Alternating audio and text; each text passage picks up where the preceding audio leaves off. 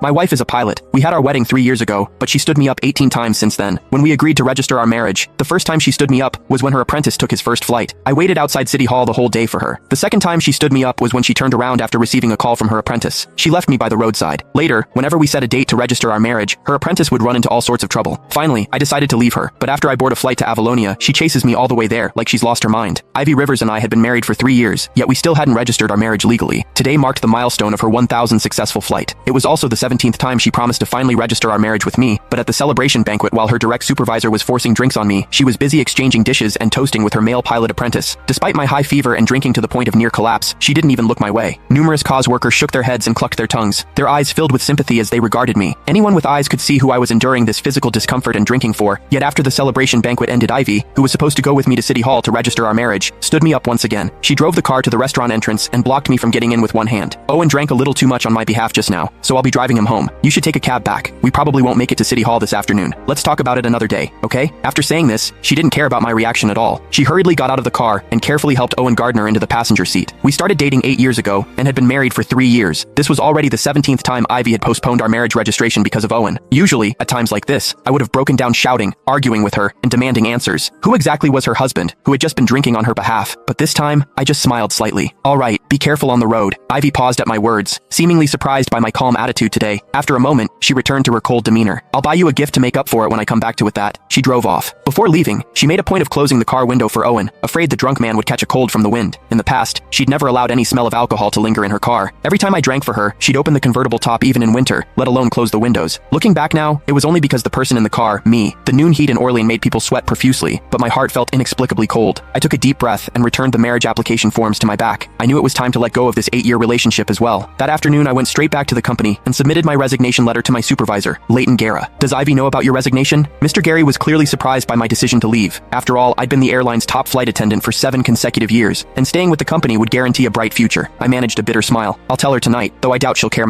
These past few years you two flew new routes to get together, and won company awards together. The CEO even attended your wedding personally 3 years ago. Everyone was so envious, but I suppose Mr. Guerra trailed off with a long sigh, his voice full of regret. Yes, those were indeed beautiful memories, but memories were just memories. We could never go back. After submitting my resignation, I returned home around 10 p.m. The house was eerily quiet and empty. On my phone, a social media post from Owen popped up because he'd specifically tagged me. The caption read, "Special, thanks to my beautiful mentor for staying by my side all afternoon as a thank you. I'm taking her to Marcus Vay's concert tomorrow. Looking forward to it." I knew then that Ivy, who'd said she'd come home at noon, wouldn't be returning. This had happened too many times in our 3 years of marriage. After making myself a simple bowl of instant noodles, I opened my email looking at the job offers from over 10 airlines across different countries. My cursor landed on the one from Meridian Airways in